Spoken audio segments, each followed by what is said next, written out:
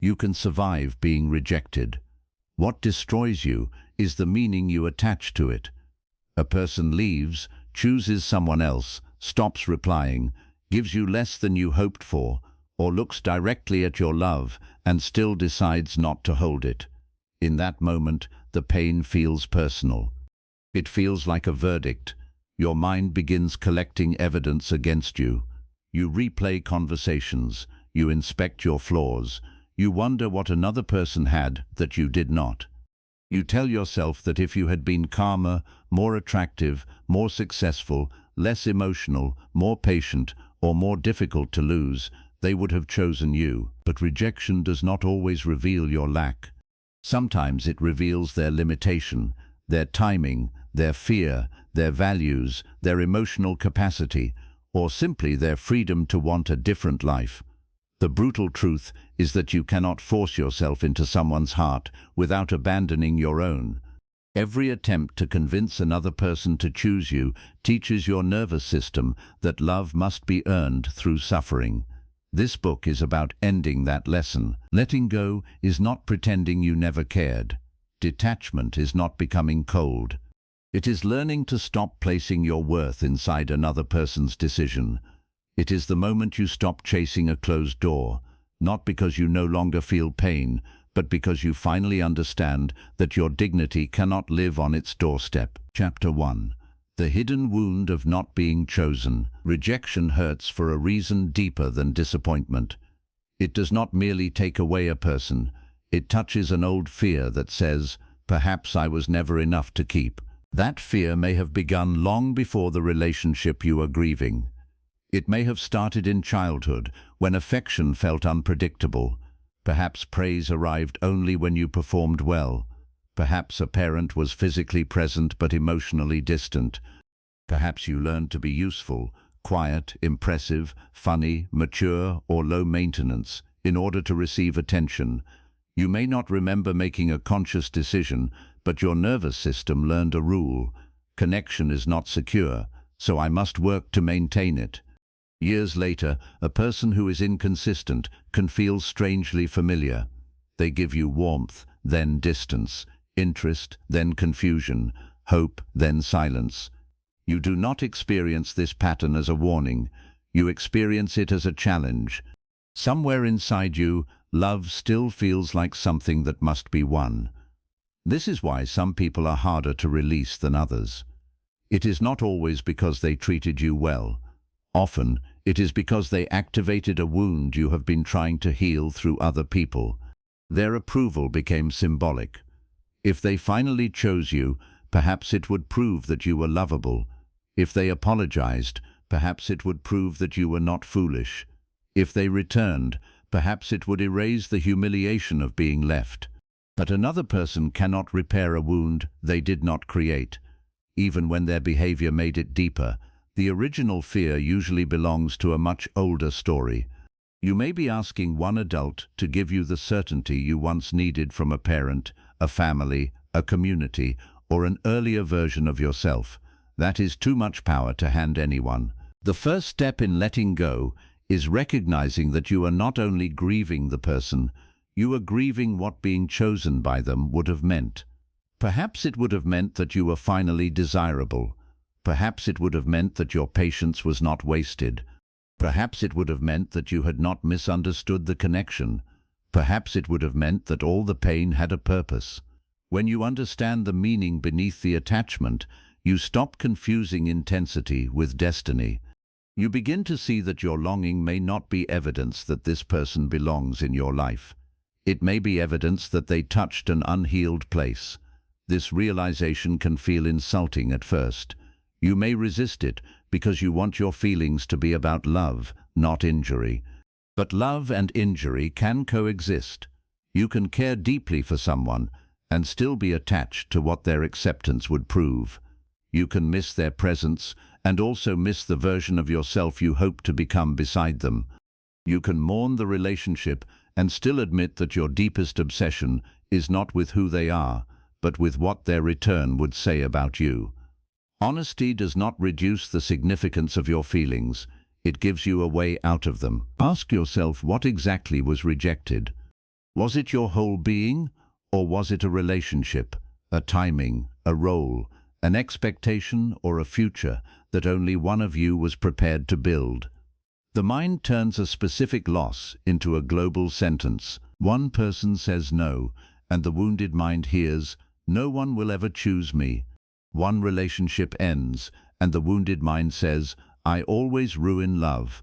One person becomes uncertain, and the wounded mind says, "I am impossible to love." These statements feel true because pain speaks in absolutes, yet they are not facts.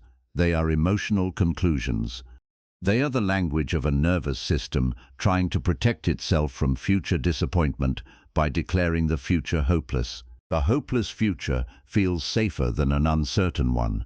If you decide you are unlovable, you no longer have to risk trusting again. If you decide everyone leaves, you can call avoidance wisdom. If you decide there is something permanently wrong with you, you gain an explanation for what happened. It is a cruel explanation, but it creates order. Healing requires you to surrender that false order. You must become willing to say, "I do not fully know why they did not choose me. I do not know what they were capable of. I do not know what they feared, wanted, avoided, or imagined. I only know that they did not meet me where I needed to be met." That fact is painful, but it is not the same as a verdict on my value.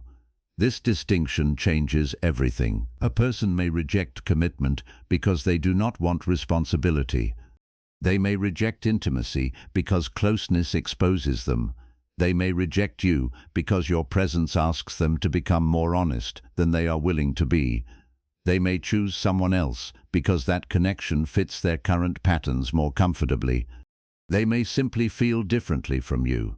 None of these possibilities makes the rejection pleasant, but they reveal why it is irrational to convert another person's choice into a complete measurement of your worth. Worth is not decided by preference. A person can fail to recognize something valuable.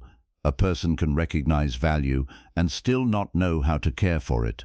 A person can admire you and still be incompatible with you. A person can love parts of you and still lack the maturity to build a life with you. Human choice is complicated, inconsistent, and limited. It is not an objective court. When you are rejected, your task is not to prove that the other person made a mistake. That fantasy keeps you emotionally employed by someone who has already resigned from your life. You imagine becoming more successful, more attractive, calmer, richer, happier, or visibly desired, so that one day they will regret losing you. This appears to be self-improvement, but it is still dependence. Your growth remains organized around their gaze.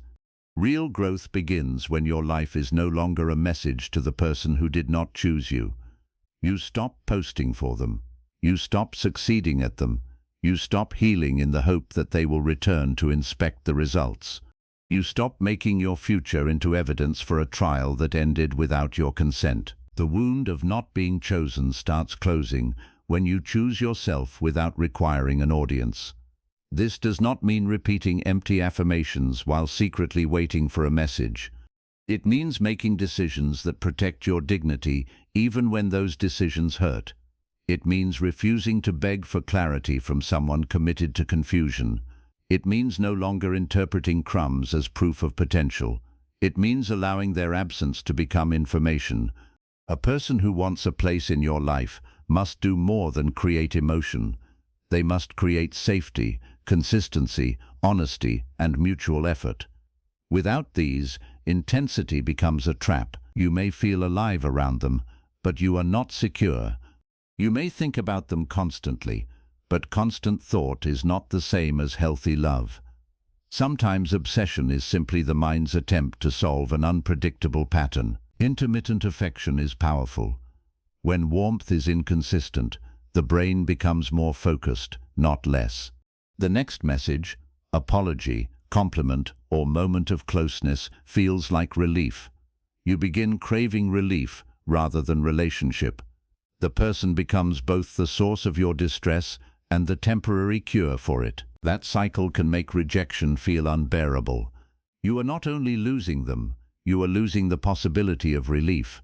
Your body has learned to wait for their attention to regulate your emotions. When they disappear, you feel abandoned, not only emotionally, but physically. You may lose sleep, appetite, concentration, and motivation. You may feel ashamed that someone who gave you so little still has so much influence. Do not use that shame against yourself. Understand the mechanism, then interrupt it. Your attachment does not prove that they were extraordinary. It may prove that the pattern was powerful. Your pain does not prove that you should return. It may prove that your system is withdrawing from inconsistency. Your longing does not prove that they are your destiny. It may prove that your body is still waiting for the next moment of relief. When you stop romanticizing the wound, you begin to reclaim your perception. You remember not only the good moments, but also the anxiety surrounding them. You remember how often you questioned yourself.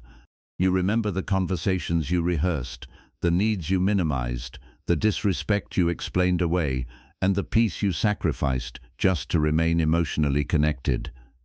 This is not bitterness, it is accuracy. Letting go begins with seeing the full relationship, not the edited version your loneliness plays at night. The mind prefers highlights because highlights preserve hope, but healing requires the entire film. It requires you to remember what the connection cost, not only what it promised. You were not rejected by life. You were rejected, disappointed, or abandoned by a particular person in a particular chapter. Do not hand one human being the authority to define the rest of your story. Chapter 2. Why you become addicted to almost. There is a particular kind of attachment that forms around unfinished relationships. It is often stronger than the attachment created by a clear, stable love. The relationship that almost happened, almost became serious, almost healed, almost returned, or almost turned into the future you imagined, can occupy the mind for years. Almost is powerful because it leaves room for fantasy. A completed relationship gives you evidence. You know how the person behaves during conflict, responsibility, boredom, illness, stress, and ordinary life. You see their strengths and limitations, but an unfinished relationship remains protected from reality. It can stay ideal because it was never tested long enough to become ordinary. You are not only attached to what happened, you are attached to what could have happened. This is why people sometimes grieve a 3-month situationship more intensely than a 3-year partnership. The longer relationship may contain a full record of incompatibility. The shorter one may remain an open question. The mind hates open questions. It keeps returning, searching for an ending that feels complete. What if you had waited longer? What if you had spoken differently? What if the timing had been better? What if their fear had passed? What if they meet someone else and finally become the person you needed? What if you walked away 1 week before everything would have changed? These questions create emotional paralysis because they cannot be answered. They transform your life into a courtroom of imaginary evidence. Every memory becomes a witness. Every coincidence becomes a sign. Every period of silence becomes a suspenseful pause rather than a conclusion. To let go, you must understand that uncertainty itself can become addictive. Certainty closes the door. Uncertainty allows hope to keep breathing. Even painful hope can feel preferable to grief because grief requires surrender. As long as you believe the relationship may still change, you do not have to face the finality of what it has already shown you. You tell yourself you are being patient. In reality, you may be postponing truth. Patience is valuable when 2 people are actively building toward the same goal.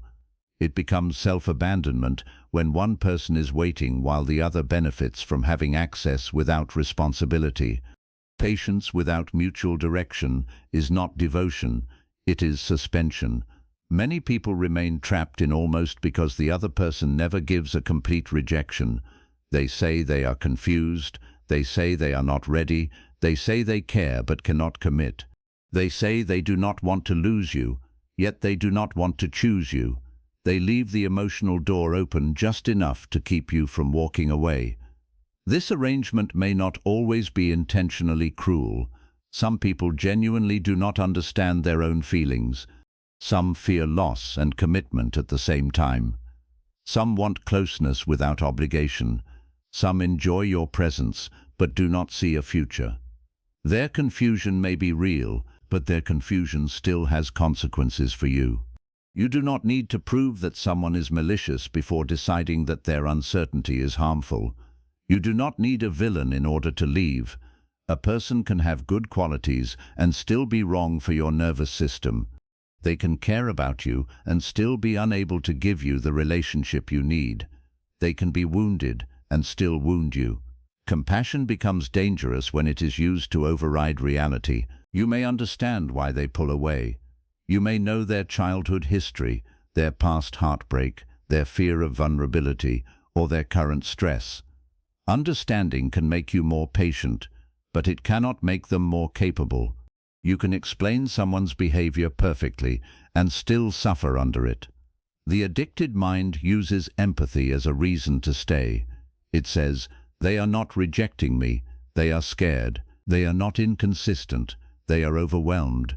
They are not using me, they are confused. They are not unavailable, they just need time." Perhaps some of that is true, but the important question is not whether their reasons are understandable. The important question is whether their behavior is compatible with your well-being. You cannot build a stable life on someone else's potential. Potential is seductive because it allows you to love a future version of the person. You see glimpses of who they could become if they healed, matured, committed, communicated, or finally recognized what you offer. You begin relating to the possibility rather than the pattern. But a relationship exists in behavior, not possibility. People are not promises, they are choices repeated over time. Someone's capacity is revealed not by what they feel during emotional moments, but by what they consistently do when love requires courage, honesty, and responsibility. Almost keeps you focused on isolated moments. The night they opened up, the message where they said they missed you, the weekend that felt perfect, the apology that sounded sincere, the brief period when everything seemed to change. You treat these moments as proof of the real relationship and dismiss the inconsistency as interference. But the inconsistency is not outside the relationship, it is the relationship. A person is not only who they are when they are close, they are also who they are when they withdraw. They are not only the tenderness they show in private, they are also the decisions they avoid in public. They are not only their intentions, they are their follow-through. When you are addicted to almost, you become a collector of exceptions. You gather every kind moment to argue against the larger pattern. You say, "They do care, because once they cried. They do want me, because once they became jealous.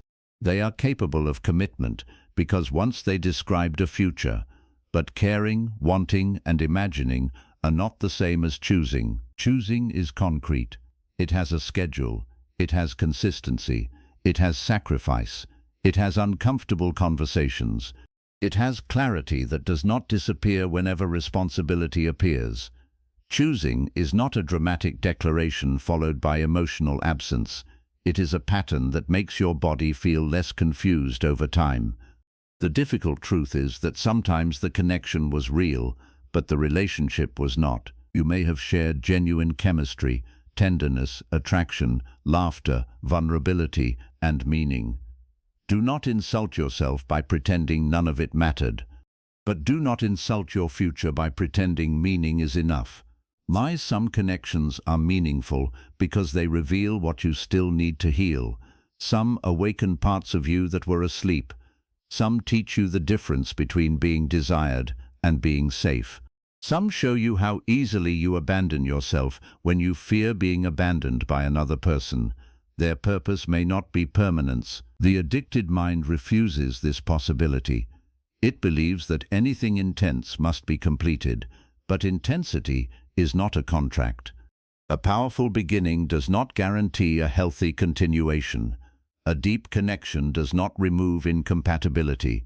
A beautiful memory does not require a lifelong attachment. To break the addiction to almost, you must stop asking whether the relationship could work under ideal conditions. Ask whether it works in reality, not when they are healed, not when their schedule changes, not when they become ready, not when you learn to need less, not when the distance disappears, not when their fear settles. Now, what does the relationship produce in your actual life? Does it produce steadiness or constant analysis? Does it produce self-respect or bargaining? Does it allow you to speak honestly, or does it reward you for staying quiet? Do you feel chosen, or do you survive on interpretations? Are you building together, or are you waiting for them to decide whether your presence is worth building around? These questions are painful because they bring the relationship out of fantasy and into evidence. Evidence is the enemy of addiction. The mind may still say, "But what if?" Let it ask. You do not have to answer. Detachment is not the elimination of every hopeful thought. It is the decision not to organize your life around an unproven possibility. You can acknowledge that something might change and still refuse to wait for it. You can believe a person may grow and still accept that you cannot remain available during the process. You can leave a door closed without pretending the house never mattered. This is emotional adulthood, allowing possibility to exist without allowing it to control you. The person may return, they may apologize, they may finally understand, they may become ready, or they may not. Your life cannot remain frozen until reality provides an answer. You must become willing to disappoint the version of yourself that wanted this particular ending. That version had dreams, hopes, and reasons. Treat it gently, but do not let it govern your future. Say to yourself, "I wanted this, I believed in it, I saw what it could become, and now I am choosing what it has actually become." That sentence is the beginning of freedom. Chapter 3. Stop negotiating your worth. There is a moment in many painful relationships when love turns into negotiation. You begin presenting evidence for why you deserve care. You explain how loyal you have been, how much you have forgiven, how deeply you understand them, how little you are asking for, and how much history you share. You try to make your value undeniable so that the other person will finally behave as if losing you matters.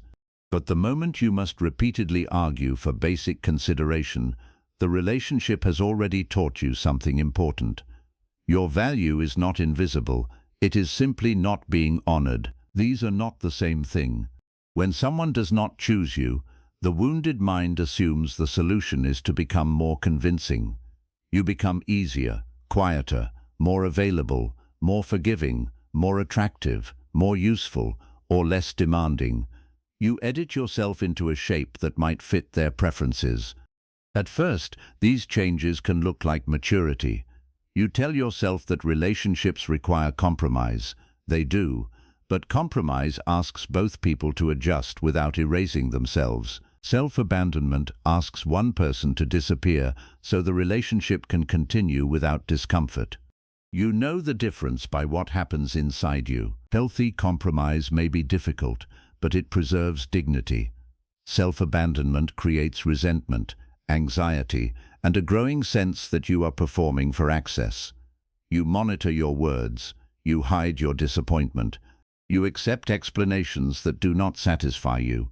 You become afraid that one honest need will make the other person leave. When fear of losing someone becomes greater than fear of losing yourself, you will accept almost anything that keeps the connection alive. You may call this unconditional love. It is not. Unconditional love does not require unconditional access. You can love someone and still refuse to participate in a pattern that degrades you. You can understand their wounds and still protect yourself from the way those wounds behave. You can forgive them and still decide they no longer qualify for closeness. Your heart is not a public place. Access is earned through consistency. Negotiating your worth often begins with small concessions. You accept delayed replies even though the pattern makes you anxious. You tolerate secrecy because they say labels create pressure. You stop asking where the relationship is going because every conversation ends in distance. You pretend casual is enough because losing partial access feels worse than admitting you want more. Each concession teaches the other person what they can receive without giving in return. More importantly, it teaches you that your own needs are obstacles. Eventually, you no longer know whether you are being patient or afraid. You only know that speaking honestly feels dangerous. This is where resentment grows. Resentment is often the emotion of a boundary you refuse to set. You become angry that the other person keeps taking what you keep offering. You blame them for accepting an arrangement you continue to maintain. Their behavior may indeed be selfish, but your freedom begins when you stop waiting for selfish people to develop the conscience required to release you. You release yourself. That means taking responsibility without taking all the blame.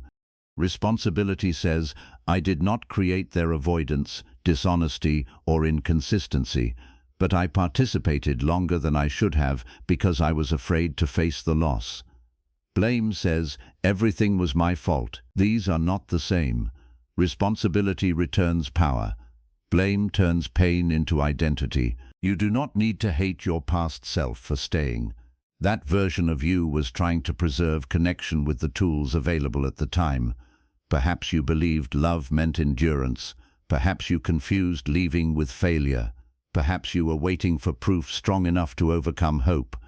Perhaps the relationship repeated a familiar emotional environment, and familiar pain felt less frightening than unfamiliar peace. Forgive the self who negotiated, then stop renewing the contract. Your worth cannot be increased by being chosen or reduced by being rejected. But your experience of worth can be damaged when your actions repeatedly contradict it. Every time you chase someone who has made their distance clear, you send yourself a message: their attention matters more than my dignity. Every time you accept disrespect to avoid loneliness, you say, any connection is better than my own company. Every time you silence a need to keep someone comfortable, you say, love requires my disappearance. These messages become beliefs because they are rehearsed through behavior. This is why affirmations alone rarely heal attachment. You can say, I am worthy 100 times each morning and then spend the evening begging someone for a reply. Your nervous system believes what you repeatedly do more than what you occasionally declare. Self-worth becomes real through self-loyalty. Self-loyalty means you do not abandon your standards when chemistry appears.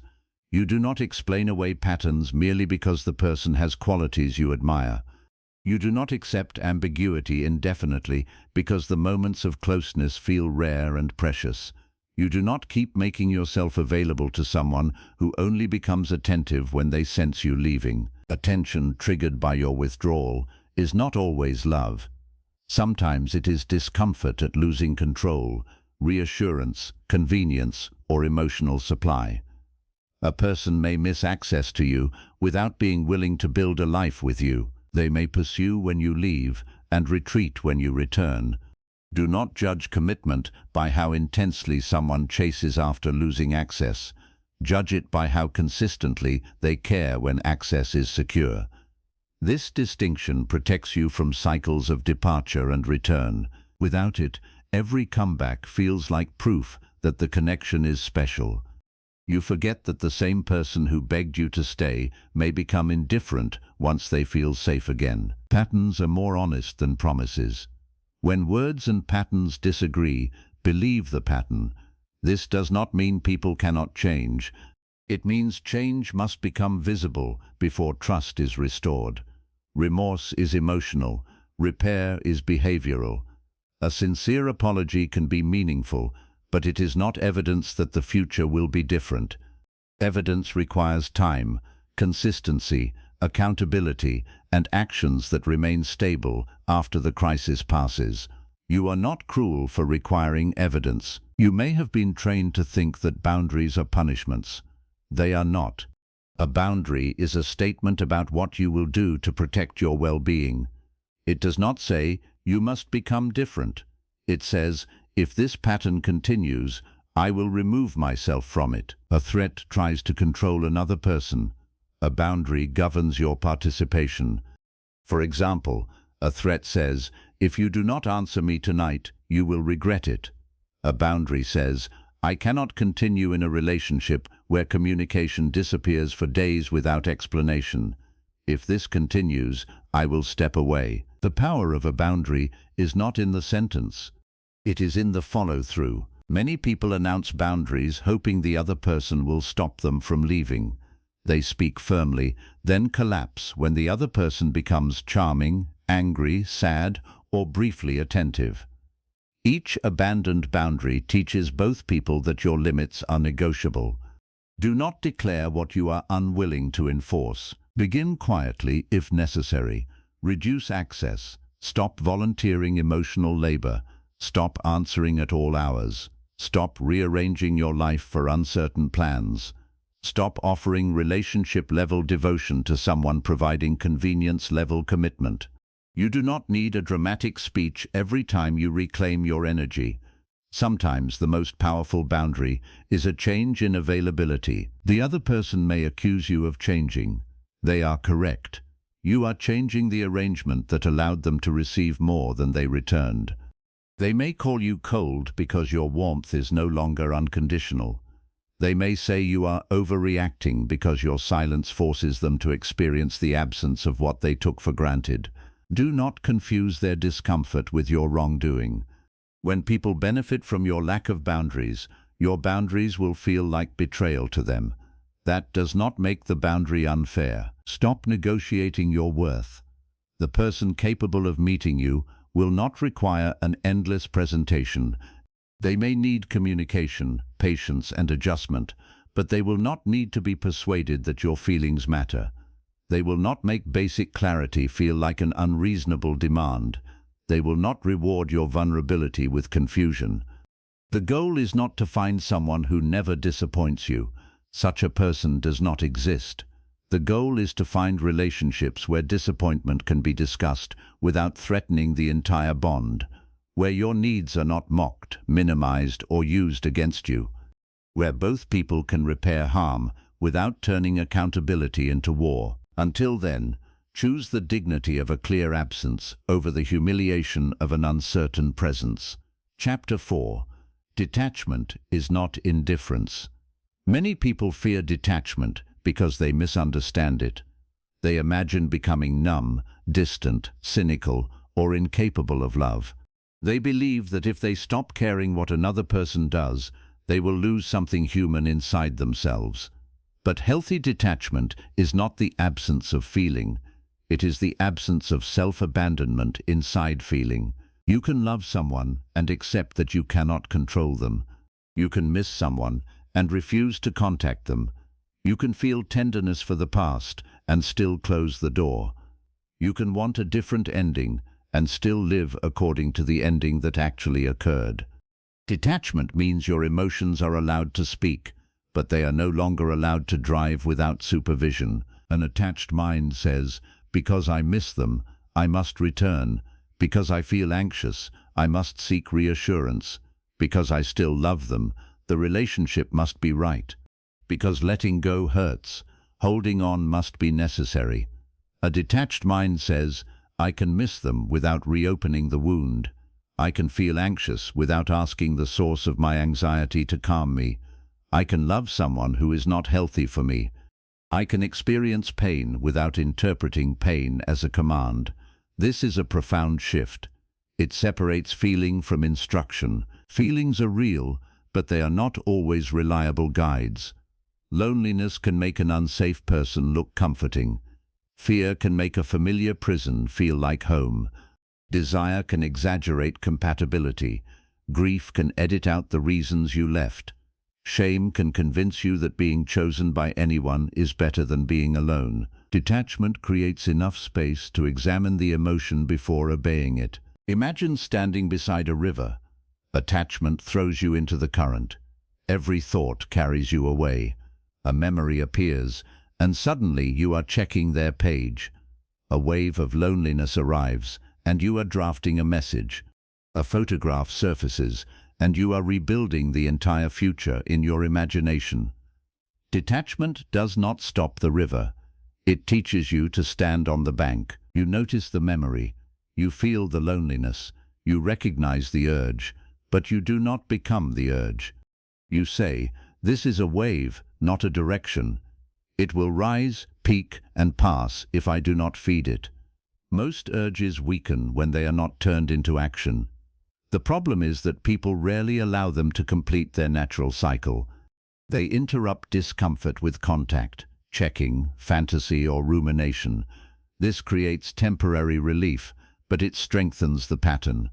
The brain learns that the urge was dangerous and that only contact could end it. The next urge arrives stronger. Detachment requires you to tolerate the space between discomfort and relief. You teach your body that longing can be survived without reaching for the person. You prove that anxiety can rise without destroying you. You learn that silence is painful but not fatal. This practice is not glamorous. It often happens in small private moments. You put the phone down. You do not revisit the conversation. You leave the message unsent. You take a walk while your mind argues with the decision. You go to bed without receiving the reassurance you wanted. These moments are the actual architecture of freedom. People imagine healing as a dramatic realization. More often, it is a series of ordinary refusals. You refuse to check. You refuse to interpret. You refuse to reopen. You refuse to make your pain visible to the person who has repeatedly shown that visibility will not produce care. Each refusal builds trust with yourself. Detachment also means releasing the fantasy of control. Attachment is often an attempt to manage another person's feelings.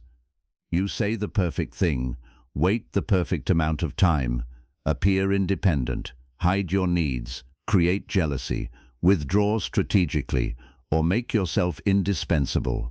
Beneath all these tactics is the belief that if you perform correctly, you can produce the outcome you want. But love created through strategy never feels safe because you know it depends on continued performance. You cannot rest in a connection you believe you must constantly engineer. Healthy love contains influence, but not control. Your actions affect each other, yet neither person has to manipulate the other into staying. There is room for choice. This freedom is frightening because it means someone can see your value and still leave. But without freedom, being chosen means nothing. You do not want a person who stays because you made leaving impossible. You want someone whose freedom repeatedly leads them toward you. Detachment honors that freedom. It says, "I will not force, chase, deceive, or shrink myself to control your choice. I will observe what you choose and decide what that means for my participation." This is not passive, it is disciplined. When someone becomes distant, your old instinct may be to pursue. Detachment asks you to pause. Do not rush to fill every silence. Let the distance reveal itself. Let the other person demonstrate whether they know how to repair disconnection. If the entire relationship survives only because you always cross the gap, you do not have mutual effort. You have emotional maintenance performed by one person. Stop doing all the work and see what remains. This can be terrifying because you may discover that nothing remains. Yet that discovery is not a failure. It is information you were previously hiding from yourself through constant effort. Detachment removes artificial support from unstable relationships. It lets reality stand on its own. You may worry that stepping back is a game. It becomes a game when the purpose is to provoke pursuit.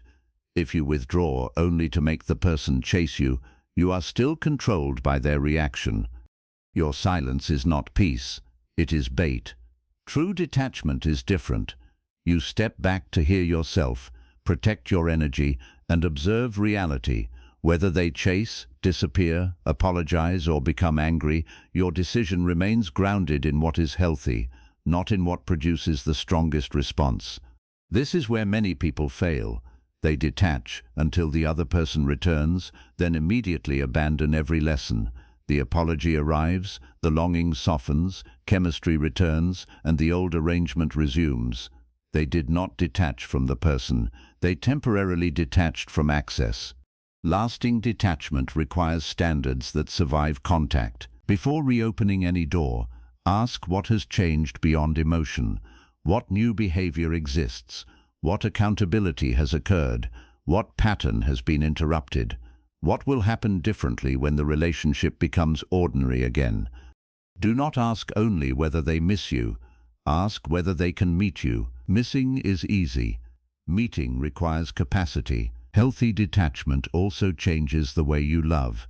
You stop making another person responsible for every emotional need. You build friendships, routines, purpose, solitude, and self-respect outside the relationship.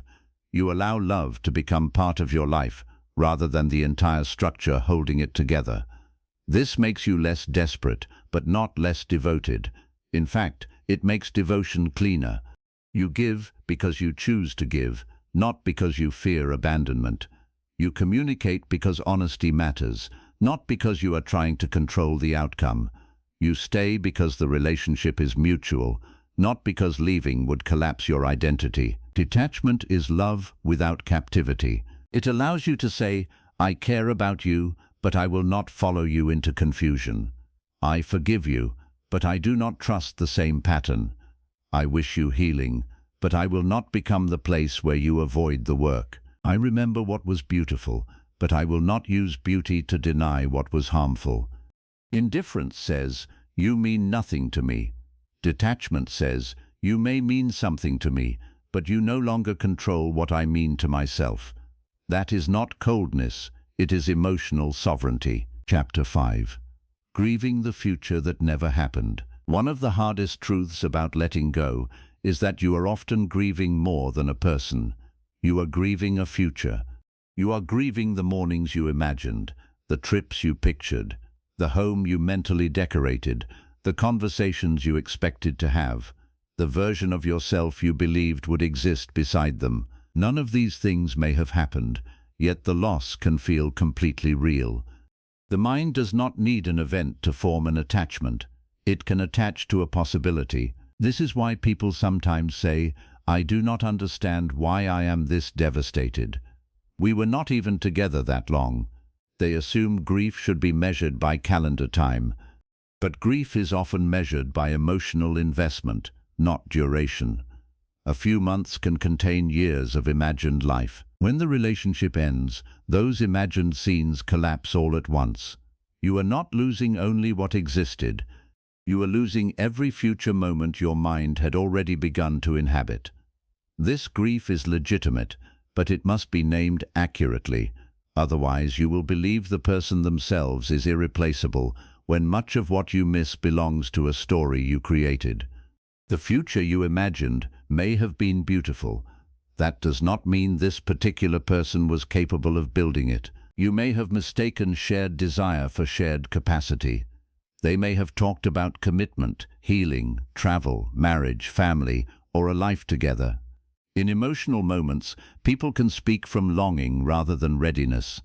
They may mean what they say and still lack the discipline to make it real.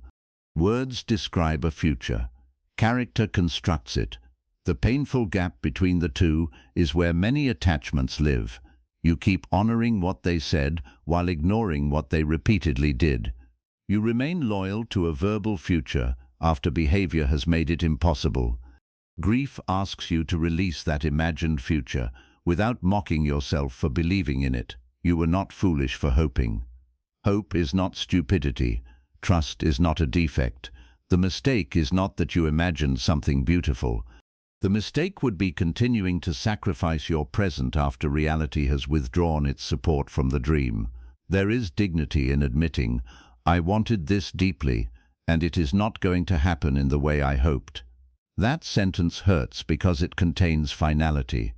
But finality is often the medicine uncertainty prevented you from taking. As long as you keep the fantasy alive, grief remains incomplete. Part of you continues waiting. You may move forward externally while remaining internally available. You date other people, but compare them to the imagined version of the one who left. You build a new life, but leave one room emotionally untouched, as if they might return to occupy it. Letting go requires you to close that room. This does not mean erasing every memory. It means removing the future tense from the relationship. You stop saying, maybe one day. You stop treating the past as a paused present. You stop interpreting your continued love as evidence of a shared destiny. Love can remain after a relationship has ended. This is one of adulthood's most difficult lessons. Feelings do not always disappear when they are no longer useful. The heart does not operate like a contract that ends on a specific date. You may still love them. Let that be true without making it a plan. Not every feeling must become a future. Some feelings are simply part of what happened.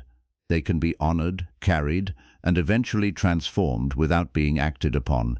Grief becomes complicated when you fight it. You tell yourself you should be over it.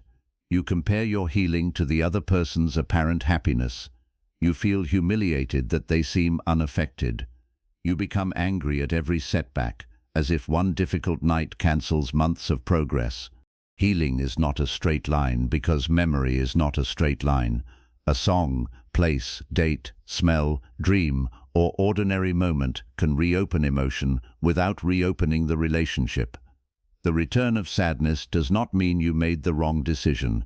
It means your body remembers. Do not turn memory into prophecy. A painful wave may tell you that you miss them.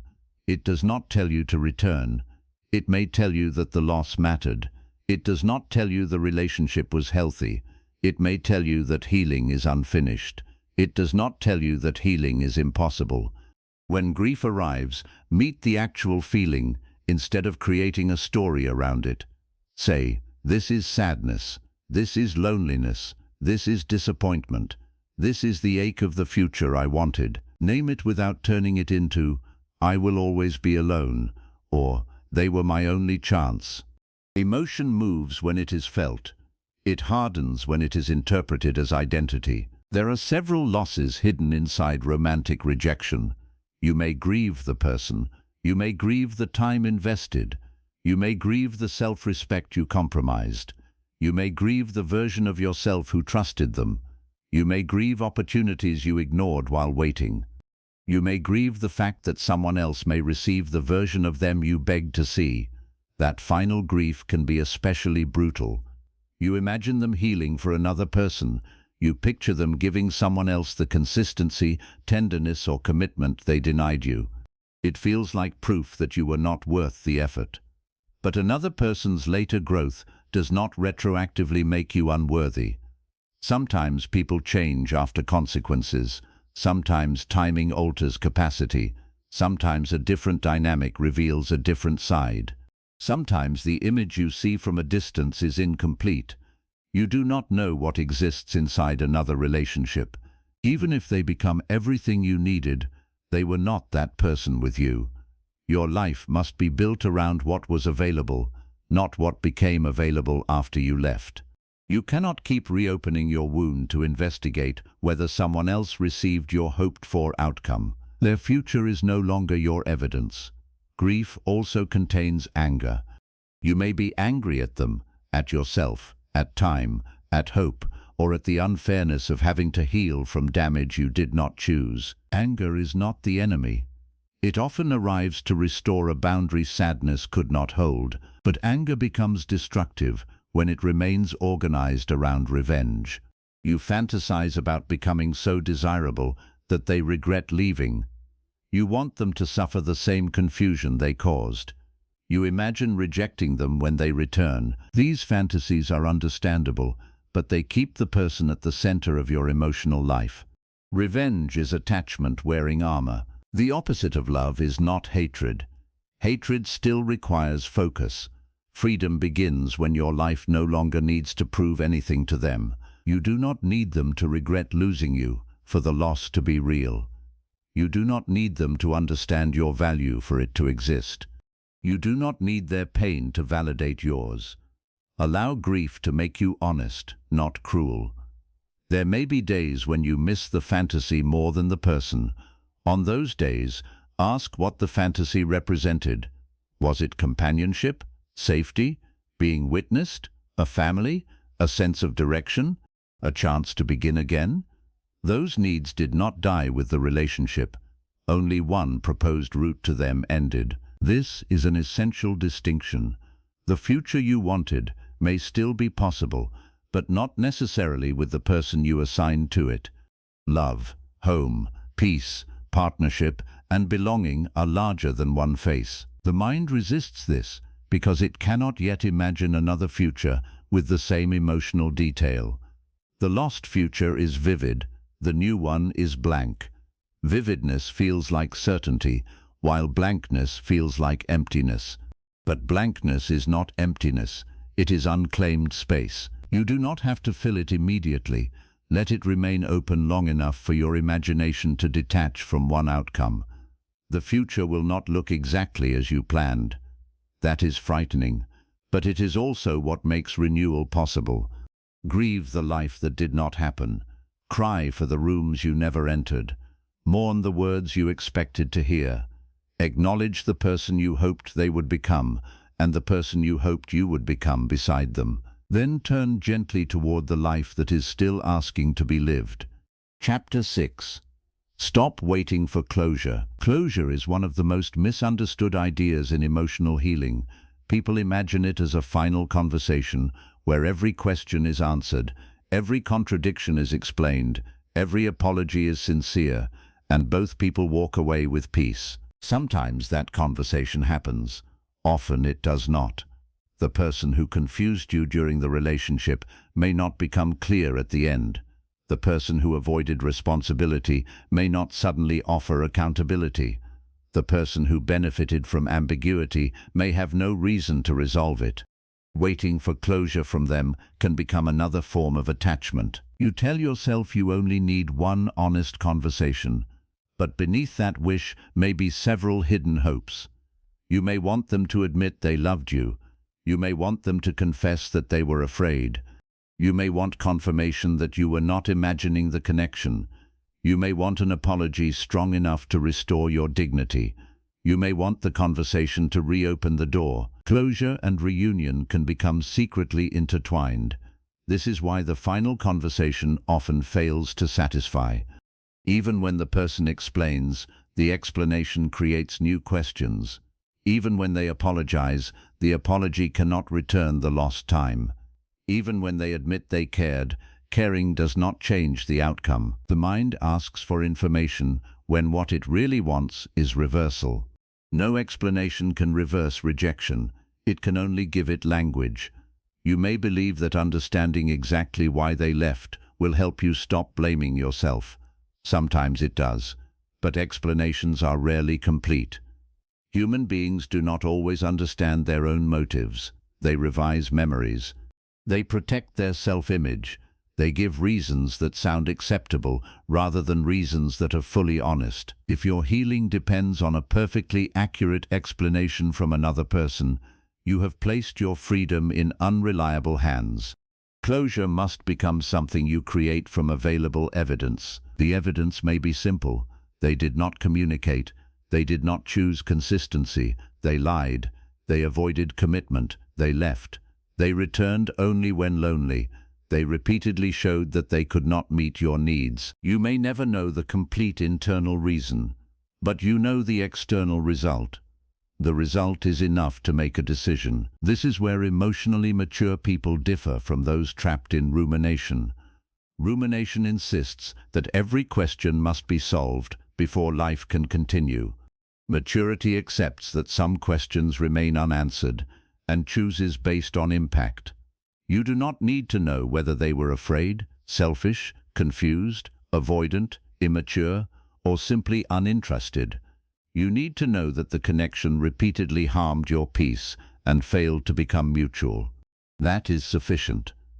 The demand for closure can also hide a demand for justice.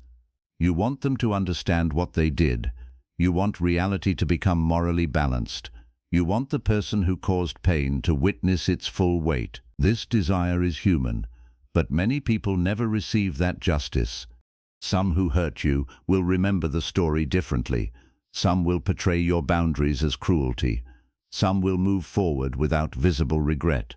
Some will never develop the emotional depth required to understand what they damaged. Your healing cannot wait for their conscience. Justice sometimes arrives as distance. The consequence is that they no longer have access to your loyalty, attention, tenderness, or labor. You may never see them feel the loss, but that is no longer your work. The desire to be understood by someone who repeatedly misunderstood you can become a prison. You write long messages, you explain your intentions, you clarify your pain, you search for the exact words that will finally make them see. But understanding is not produced by perfect wording when the listener is committed to self-protection. A sincere person may misunderstand you, but they remain curious. They ask questions, they examine their behavior, they tolerate discomfort. A person determined to avoid responsibility will use every explanation as new material for defense. Stop confusing access to your words with capacity to receive them. Sometimes, silence is not a failure to communicate. It is the final communication. Silence says, I will no longer argue for the reality of my experience. I will no longer submit evidence to a court that has already decided against me. I will no longer keep this connection alive through explanations. This does not mean silence is always appropriate. If practical matters, safety, children, finances, or shared responsibilities require communication, communicate clearly and directly. But emotional closure does not require endless exposure. You are allowed to end a conversation that has become a cycle. You are allowed to say less than everything you feel. Not every truth must be delivered to the person who inspired it. Some truths are for your journal, your therapist, your prayer, your trusted friends, or your own quiet understanding. The need to tell them everything may come from a belief that unspoken pain is invalid, but your experience remains real even if they never hear the complete version. You can close the relationship by writing the ending yourself. The ending may be, I loved someone who could not love me in the way I needed. I stayed because hope felt safer than grief. I ignored evidence because the possibility was beautiful. I do not hate them, but I no longer need their participation in my healing. That is closure. Closure is not the moment you stop having questions. It is the moment you stop allowing unanswered questions to determine your direction. You may still wonder why. Let the question exist without chasing it. A question can remain open while the door stays closed. This takes discipline because the mind will create excuses for one more contact. You remember an item you left behind. You discover a song they might like. A birthday approaches. You hear news about their family. You tell yourself a polite message would prove you are mature. Examine the motive honestly. Would you send the message if you knew with certainty they would respond coldly or not at all? Would you still reach out if there were no possibility of restarting the connection? Are you offering kindness, or are you placing a disguised request for reassurance? There is no shame in wanting reassurance, but disguising hope as closure prolongs the wound. The final answer may already be contained in the pattern.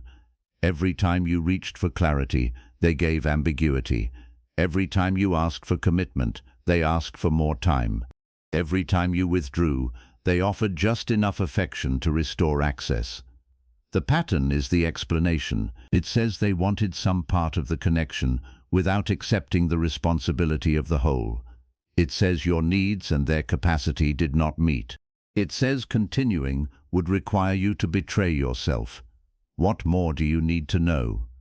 You may want to hear that you mattered. Let me tell you something difficult.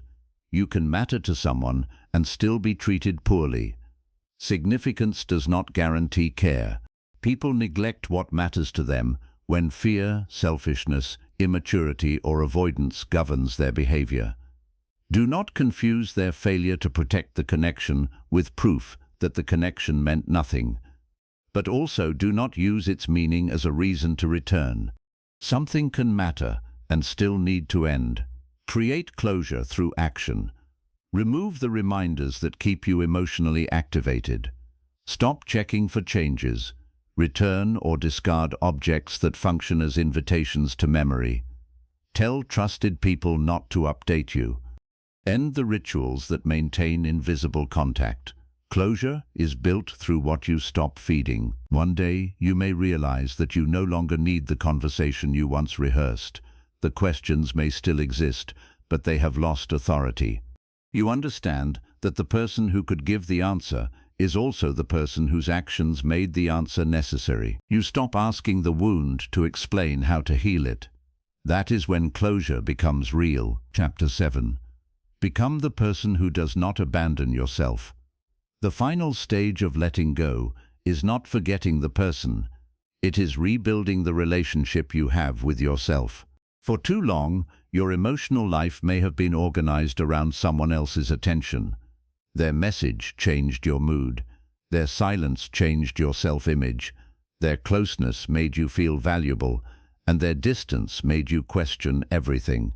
Even after the relationship ended, they remained the invisible center of your day. Detachment asks you to move that center. This is not done by forcing yourself to stop caring. It is done by creating a life that no longer depends on one person to make it meaningful. You reclaim the hours previously spent analyzing. You return attention to your body, work, friendships, home, faith, creativity, finances, and future. You begin meeting needs you once expected the relationship to solve. At first, this life may feel quiet rather than exciting. Chaos creates intensity. Peace can feel empty when your nervous system is accustomed to uncertainty. You may mistake calm for boredom, and boredom for lack of love. Do not rush back to confusion merely because peace is unfamiliar. Your system needs time to learn that safety is not the same as emotional absence. A steady day may not create the chemical rush of receiving a message after 3 days of silence, but a steady day gives you something more valuable: the ability to remain yourself. You do not need to earn that steadiness. You need to practice protecting it. Begin with the promises you make privately. If you decide not to check their page, honor the decision. If you say you will stop responding to late-night messages that lead nowhere, follow through. If you know a conversation always leaves you dysregulated, stop entering it merely because loneliness has become loud. Every promise kept tells your nervous system, I am here. I will not hand you back to the pattern that hurt you just because the withdrawal is uncomfortable. This is how self-trust returns. Self-trust is not confidence that you will never feel weak. It is confidence that weakness will not make your decisions for you. You may have a difficult night. You may cry, dream about them, miss their voice, or feel tempted to reopen contact. Self-trust means you can experience all of this without undoing the boundary that protects you.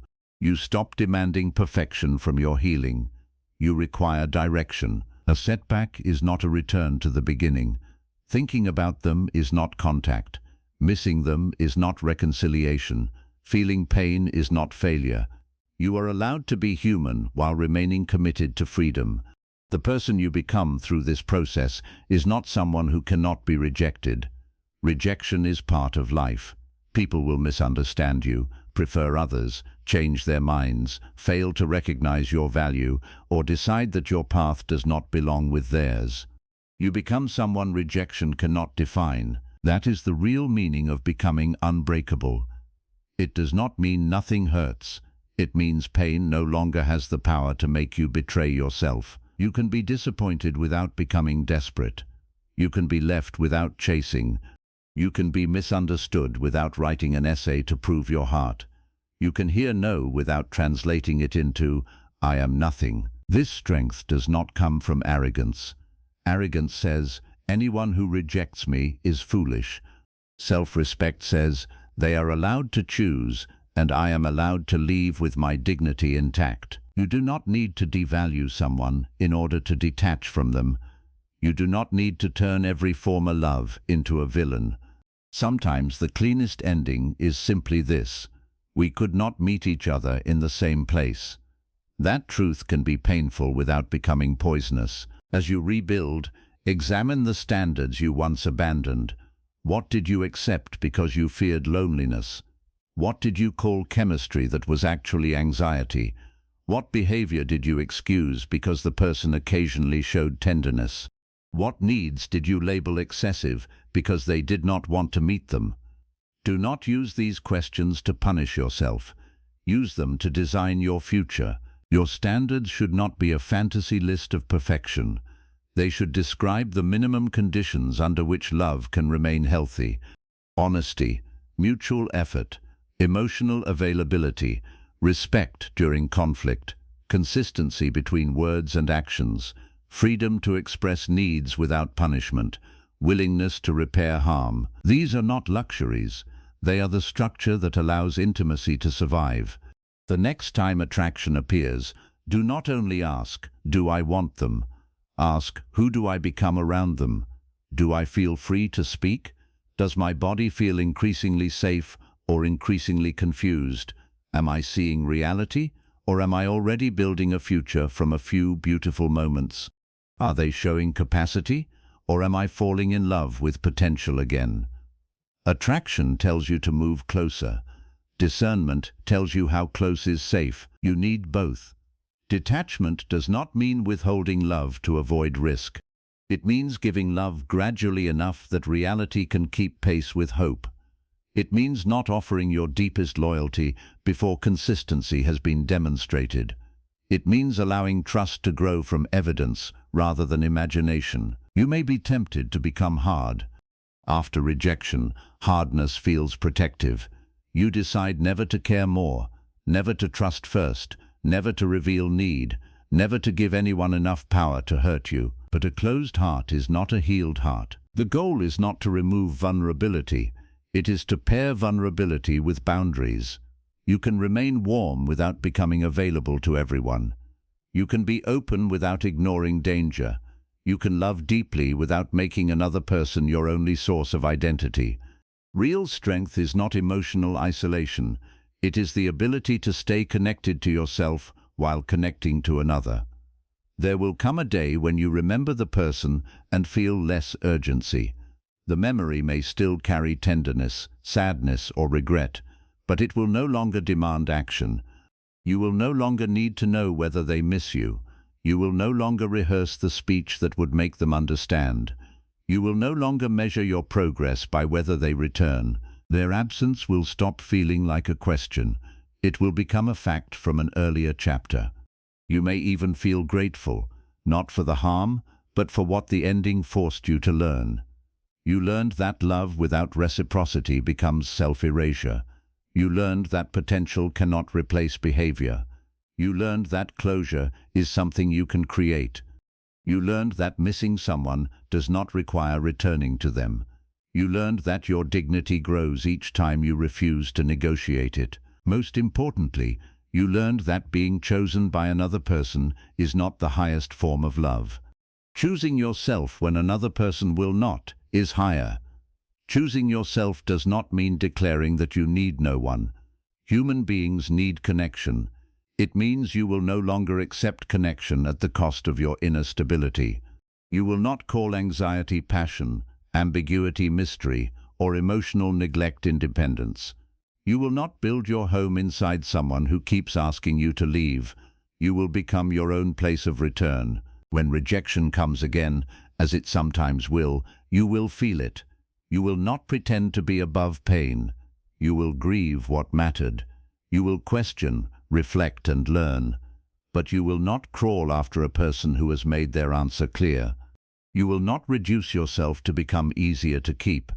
You will not spend months trying to convert another person's preference into proof of your worth. You will say, "This hurts, but it does not define me." You will say, "I can love what was and still release what cannot be." You will say, "I do not need to be chosen by everyone. I need to stop abandoning myself for those who do not choose me." That is the art of letting go. It is not one dramatic moment. It is a decision made again and again. It is made when the memory returns. It is made when loneliness offers you an excuse. It is made when they reach out without evidence of change.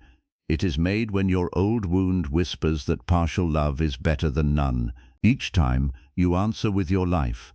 You choose clarity over fantasy. You choose consistency over intensity. You choose grief over indefinite waiting. You choose boundaries over bargaining. You choose a painful truth over a beautiful lie. And slowly, the rejection loses its power, not because the past changes, but because you do. You no longer stand outside the closed door asking what was wrong with you. You turn around. You see the road that was hidden while all your attention faced backward. You understand that the door did not close on your value. It closed on one possibility. There are other rooms, other people, other versions of life. There is work that needs your energy, love that will not require persuasion, and peace that cannot reach you while you remain devoted to confusion. Walk toward it. Let the person who did not choose you become someone you no longer need to convince. Let the future you imagined become space for a future you have not yet seen. Let the pain teach you where you abandoned yourself. Then refuse to repeat the lesson. You are not becoming detached because you have stopped loving. You are becoming detached because you have finally included yourself in the love you give. And when you can do that, rejection may still wound you, but it will never again have the authority to break you.